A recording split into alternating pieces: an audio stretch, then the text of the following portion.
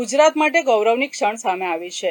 કર્ણાટકના મૈસૂર ખાતે યોજાયેલી all age group acrobatic gymnastic national championship 2026-27માં ગુજરાતની ટીમે શાનદાર પ્રદર્શન કરીને મેડલ્સ પોતાના નામે કર્યા છે। સુરત સહિત ગુજરાતના ખેલાડીઓના ઉત્કૃષ્ટ પ્રદર્શનથી રાજ્યનું નામ દેશભરમાં રોશન થયું છે। लड़ती पतंगों में भिड़ती उमंगों में खेलों के मेलों में पल खाती रेलों में गन्नों के मीठे में खद्दर में छींटे में ढूंढो तो मिल जाओगे तपता वो ईंटों में रंग है समाज निखरे और खुल के आज बिखरे मन जाए ऐसी होली रग रग मचल के बोली टस है ना मस है जी जिद है तो जिद है जी घिसना यूं ही पिसना यूं ही पिसना यूं ही बस करिए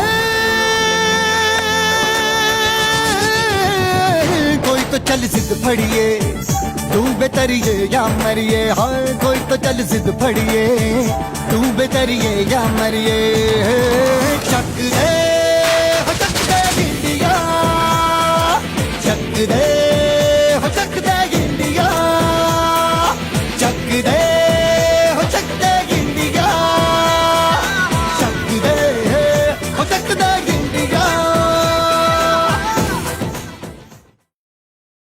1 થી 3 ઓગસ્ટ 2026 દરમિયાન કર્ણાટકના મૈસૂરમાં યોજાયેલી all age group acrobatic gymnastic national championship 2026-27માં ગુજરાતના ખેલાડીઓએ પોતાના દમદાર પ્રદર્શનથી સૌનું ધ્યાન ખેંચ્યું છે।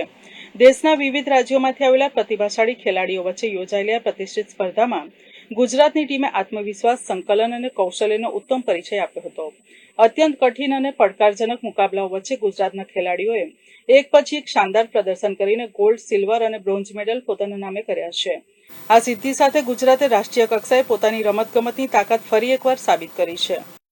અમે લોકો એક્રોબેટિક્સ જિમ્નાસ્ટિક નેશનલ ચેમ્પિયનશિપમાં ગુજરાતને રિપ્રેઝેન્ટ કરવા ગયા હતા। ગુજરાતમાંથી ટોટલ 31 લોકો ત્યાં પાર્ટિસિપેટ કર્યું હતું અને તેમાંથી 14 લોકોના મેડલ આવ્યા છે। આ વર્ષે ઓલમોસ્ટ બધી કેટેગરીમાં ગુજરાતે મેડલ લીધો છે।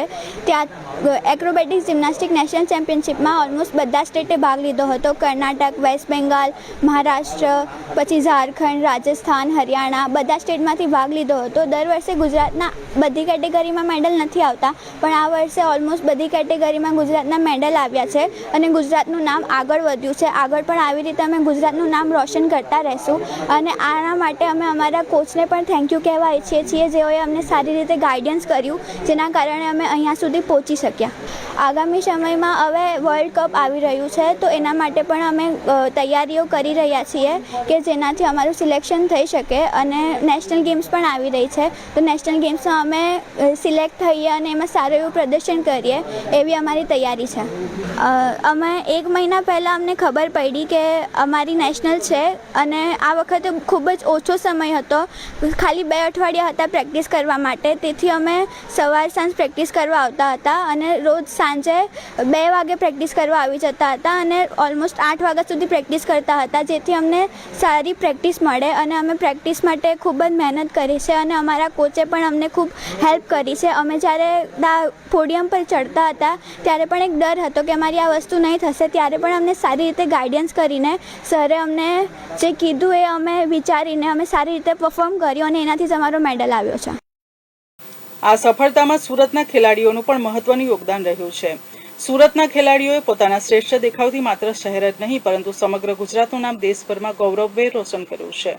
એક્રોબેટિક જિમ્નાસ્ટિક જેવી કઠિન રમત માટે ખેલાડીઓએ લાંબા સમય સુધી સતત મહેનત, કઠોર તાલીમ અને શિસ્તબદ્ધ અભ્યાસ કર્યો હતો। આ જ મહેનતનું પરિણામ આજે રાષ્ટ્રીય સ્તરે મળેલા ગોલ્ડ, સિલ્વર અને બ્રોન્ઝ મેડલના રૂપમાં જોવા મળી રહ્યું છે। मैं છેલ્લા 5 વર્ષથી જિમ્નાસ્ટિકમાં પ્રેક્ટિસ કરી રહ્યો છું। આ વખતે જિમ્નાસ્ટિક ફેડરેશનની નેશનલ રમવા મેં કર્ણાટકા મૈસૂર ગયેલો। ત્યાં મારો બેલેન્સ એક્સરસાઇઝમાં ગોલ્ડ મેડલ આવેલો હતો। મારી આ ગોલ્ડ મેડલ પાછળ જે મહેનત છે એ મારા કોચ દ્વારા કરાયેલી છે। મારી સામે ટીમ આવેલી એ બધા હતા મહારાષ્ટ્ર, કર્ણાટકા, વેસ્ટ બંગાળ, હરિયાણા અને બીજા બધા સ્ટેટના હતા। એ વચ્ચે મારો ગોલ્ડ મેડલ આવેલો, મને બહુ ગર્વ છે અને મેં આગળ પણ આવી રીતે પ્રેક્ટિસ કરીશ ને ઇન્ટરનેશનલ માટે તૈયારી રાખી। છેલ્લા 3 વર્ષથી તો અમારા કોઈ મેડલ નહીં આવેલા પણ લાસ્ટ યર જ્યારે દહેરાદૂનમાં નેશનલ થઈ ત્યારે અમે બ્રોન્ઝ આવેલો હતો પછી અમે પાછી આ વખતે મહેનત કરીને ગયા અને આ વખતે અમારો બેલેન્સ એક્સરસાઇઝમાં ગોલ્ડ આવેલો હતો. આવનાર સમયમાં એવી તૈયારી રાખવાની કે અમને ઇન્ટરનેશનલનો ચાન્સ મળે તો અમે એને છોડીને નહીં. ખેલાડીઓની અવિરત મહેનત, તેમના માતા પિતાનો સહયોગ અને કોચના અસરકારક માર્ગદર્શનના કારણે ગુજરાતની ટીમ આ ઐતિહાસિક સિદ્ધિ હાંસલ કરવામાં સફળ રહી છે. આ સિદ્ધિ માત્ર એક મેડલ પૂરતી સીમિત નથી, પરંતુ ગુજરાતમાં રમતગમતના વિકાસ અને યુવા ખેલાડીઓના વધતા આત્મવિશ્વાસનું પણ પ્રતીક બની છે. ગુજરાતની આ ઉપલબ્ધિ સુરત માટે પણ ગૌરવની ક્ષણ બની છે, જ્યાં રાજ્યના રમત પ્રેમીઓમાં ખુશીનો માહોલ જોવા મળી રહ્યો છે અને ખેલાડીઓ પર અભિનંદનનો વરસાદ વરસી રહ્યો છે. જ્યાં સફળતા રાજ્યના અન્ય યુવા ખેલાડીઓ માટે પ્રેરણારૂપ બનશે અને ભવિષ્યમાં આંતરરાષ્ટ્રીય કક્ષાએ પણ ગુજરાતના ખેલાડીઓ દેશનું ગૌરવ વધારશે તેવી આશા વ્યક્ત કરવામાં આવી રહી છે. કેમેરામેન અલમાસ ખાન સાથે એઝાઝ શેખ, ગુજરાત ન્યૂઝ, સુરત.